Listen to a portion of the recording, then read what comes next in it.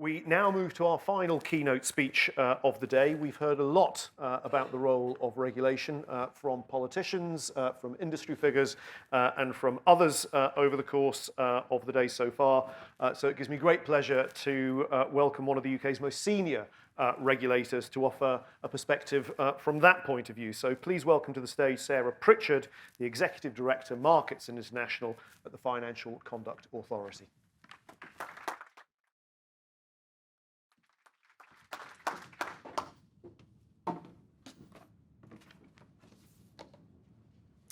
Good afternoon, and thank you for inviting me to close the conference today.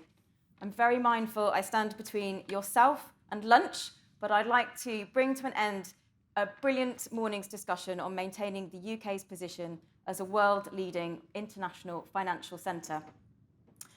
Now, I'm going to start with what might be a little-known fact in the room. It's not a meteorological analogy, but some of you may not know that today, 18th of April, is International Jugglers' Day. Stay with me. The art and skill of juggling dates back to at least 2000 BC. Representations of jugglers were found inside Egyptian tombs. And in China, skilled juggling warriors distracted their opponents in battle with their acrobatic skills, allowing their army to ambush the dazzled rivals. You will be relieved to hear that I will not attempt to bamboozle you with any such live tricks today. And importantly, nor do I plan to make any new policy announcements, something that I know your compliance teams will thank me for. But juggling is at least metaphorically a skill that we as regulators have to master. Whether it's balancing the demands of consumers, markets or firms, or our multiple objectives. Or, as I will argue today, the various elements of regulation that contribute towards growth. Now, that juggling act is recognised in the report published today by the City UK and Freshfields. It's no secret that you and our hosts can be tough on us as regulators, and rightly so. I was therefore pleased to see that our role as a leading financial regulator is recognised in today's report. That is perhaps a product of a notable shift in engagement that I hope you've seen, and I've heard a number of you comment on in the last year.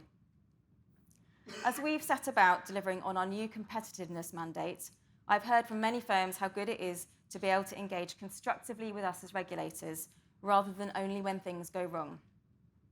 You've told me how good it is to be able to speak to me and my colleagues and to engage directly on regulatory reform, to speak to us openly and before rules are formulated, not afterwards in the courtroom.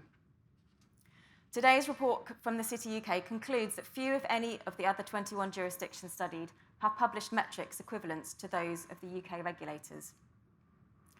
While other regulators do also have objectives around growth and international competitiveness, we are recognised as providing world-leading standards of accountability and transparency. The objectives of regulators around the world do, of course, differ, and that, as the report's authors acknowledge, makes international comparisons difficult. But the suggestion today of working on an international benchmarking framework that would include analysis as well as other metrics is one that we will engage with actively. Because good benchmarks, although they might be difficult in practice to deliver, would support others in holding us to account, which is important. Last year, I hope you saw that we published our framework for implementing the secondary objective, showing how regulation can influence growth through 7 principal drivers of productivity. And one significant element, which has already been touched on today and in the previous panel, is on our own operational performance as the FCA. Now, following entirely justified criticism of the length of time that it was taking some to become authorised or approved, we stepped up.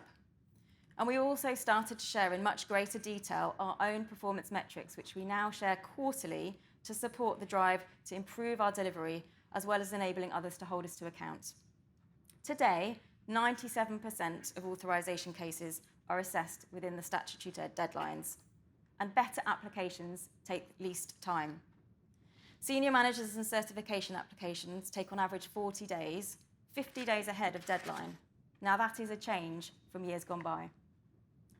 Central to achieving that hasn't just been more resource, although there was clearly more resource, or more investment in tech and training, and there was clearly that too, but also greater commerciality and a relentless focus on that balance, on balancing all of our statutory objectives.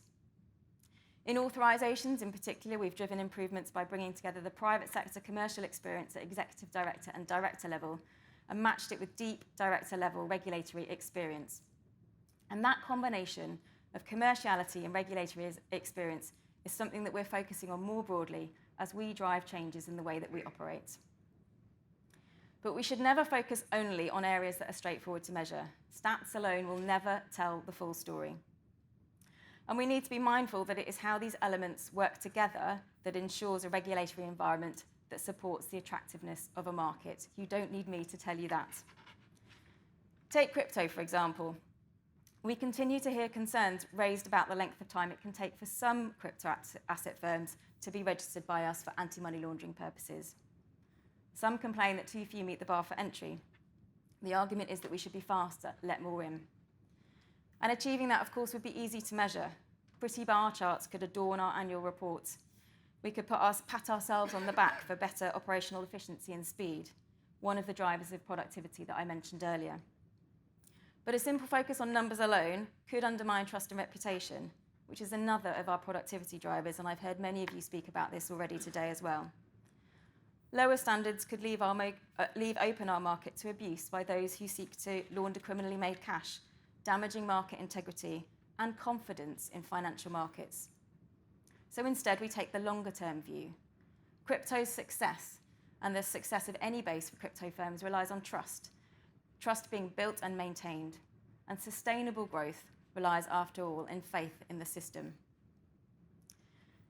Now, today's conference, International City Week, is very apt because international cooperation and development of consistent global standards is clearly central to the level playing field on which true competitiveness relies, rather than the simple and perhaps easier to measure regulatory arbitrage. The relationships that we've built carefully over decades are helping us to lead international discussions of issues of risk that fail to stick naturally neatly to national jurisdictions. Those links enable us to make sure that markets can work efficiently and effectively across borders. Take non-bank finance. Our chief executive co-chairs the Financial Stability Engagement Group at IOSCO. And a significant area of focus for that group is international policy work on leverage, liquidity risk in open-ended funds, and fund preparedness for margin and collateral calls. And I'm co-chairing, together with the ECB, work on the financial stability risks posed by leverage in the non-bank sector underneath the FSB's Standing Committee on Supervisory and Regulatory Cooperation. I couldn't not mention LIBOR. As I speak to you today, sterling LIBOR is no more. All LIBOR panels have ended. Only synthetic LIBOR settings in US dollars remain, and they're expected to end before the end of October. In March, the Bank of England's Financial Policy Committee concluded that the financial stability risk to the UK from the US dollar LIBOR has been mitigated. Many said that this couldn't be done or couldn't be done in this time frame.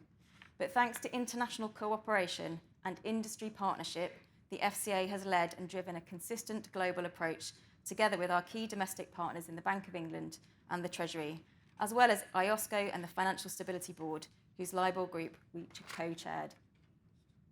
That final remaining synthetic US dollar LIBOR rate stops in just over 5 months. And when that happens, the final outcome, you hear us talk a lot about being an outcomes-focused regulator, that final outcome of a more stable financial system which protects investors and consumers and builds confidence in financial markets will be complete. Now, our cooperation with fellow regulators doesn't always need to be through the auspices of large multilateral bodies, and nor does it always need to be focused on risk. Last year, you may have seen that we partnered with regulators across the world as part of the Monetary Authority of Singapore's Project Guardian to share knowledge and examine the benefits, regulatory challenges, and commercial use cases of asset and fund tokenization.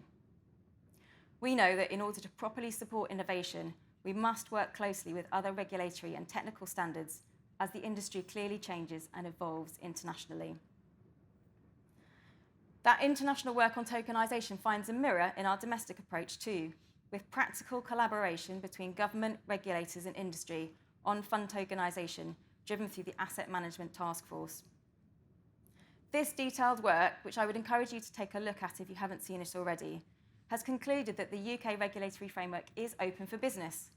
It can support the adoption of tokenization in investment management and the funds industry without the need for significant regulatory reform.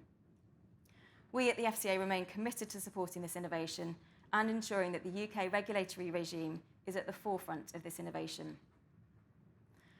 Along with the Bank of England, we're also consulting on a new digital security sandbox. We want to respond to industry's desire to make the infrastructure supporting traditional securities markets even more efficient, transparent, and resilient as it adapts to supporting DLT. It's an exciting way of making policy. Yes, that is possible, as firms in the sandbox will be able to test new business models under a temporarily modified legal framework, which, if successful, can then be made permanent. Please do take a look at the consultation and respond. It's open until the 29th of May.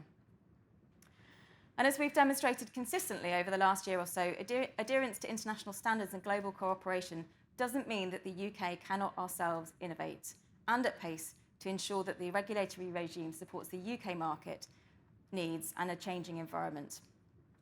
We forged ahead in doing our part in relation to the Edinburgh reforms.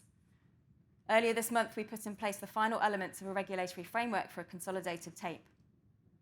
By building a more complete picture of the market, a tape will reinforce the UK's position as a leading centre for the listing and trading of bonds. And just last week, some of you may have seen that we proposed giving asset managers greater freedom in how they pay for research, supporting investment decisions. This greater choice should suit firms of varying different business models and sizes, helping to promote competition. Now, although our analysis shows that asset managers are largely getting the research they need under the current rules, we've set out proposals for change. Those proposals would ensure greater compatibility with other major jurisdictions, so therefore making it easier for asset managers to buy research in the same way across borders. And similarly, we're aiming to publish our final rules on changes to the UK's listing regime later this year by the summer. These are the most wide-ranging and consequential reforms to the UK's capital markets in over 3 decades. While our rules are only one part, and perhaps not the largest part, in the decisions made by companies' boards on whether and where to list, we've demonstrated our commitment to doing what we can to support dynamic capital markets in the UK. Underpinning our approach is clearly a belief in open wholesale markets, and this has long been a hallmark of the UK. You don't need me to tell you that overseas firms can access UK markets without needing to be authorised here, and firms based in the UK can connect with counterparts and customers globally. Openness clearly brings benefits. It can help promote greater economic dynamism through greater liquidity, increased competition, and act as a magnet for other international firms to do business in the UK. Our openness is why so many across the world come to do their business in London, and why therefore we remain global leaders from insurance to debt issuance, from asset management to derivative trading. But openness of itself is not sufficient to advance competitiveness and growth. Enhancing the UK's international competitiveness in financial services is about creating the right conditions so firms have confidence to innovate and invest in the UK. Creating those standards then means maintenance of high standards and the preservation of our ability to act as a regulator where required. We've noticed an uptick in proposals where, for a firm's activity taking place on the UK soil, individuals undertaking senior management functions will not be based in the UK. Clearly, if firms run or manage their UK operations from elsewhere, then our ability to supervise can be lessened, as is our ability to hold parties to account should things go wrong. And over time, this could impact the UK's attractiveness as a global financial services centre. So it's for this reason that we expect senior managers to spend an appropriate amount of time in the UK, at time appropriate with their responsibilities here. But at the same time, we're working to ensure that the door is open to those who want to operate in our markets and are able to meet the standards that we expect. While the government is rightly in the lead, we're playing our part to support the recently signed Bern Financial Services Agreement with Switzerland, which allows UK-based firms new opportunities in accessing Swiss markets and vice versa. And last year, we launched our pre-application support service targeted at overseas wholesale firms wishing to expand in the UK, or to any wholesale firms planning to set up in the devolved nations and outside the southeast, seeking to operate an unusual or high-risk business model. We know that sometimes firms need a bit of extra assistance, so as part of that service, we're offering firms pre-application meetings with our case officers giving them dedicated support and guidance through the application process. I'd encourage any firm looking to expand into the UK or out of London and the South East to come and talk to us. We can help you get to market more quickly. So to conclude, I started by comparing regulation to juggling, and this is no more true than in the area of promoting growth. And as with juggling, keeping your eye on a single ball will mean that you drop them all. So by focusing only on one narrow contributor to the competitiveness of the UK's financial services, you can lose sight of that bigger picture and the longer term. It is only by considering all the elements that create the right foundation for investment and growth that we will succeed. To do so, we know that we as the regulator need to be open-minded and open to change. We need to provide support to those who want to do business here, but sustain trust and our national reputation through the maintenance of high standards. And we need to work cross-border with our fellow regulators around the world to set consistent global standards. I want to leave you with one message, which is that we're committed not only to participate in those discussions, but continue to lead them too. Thank you.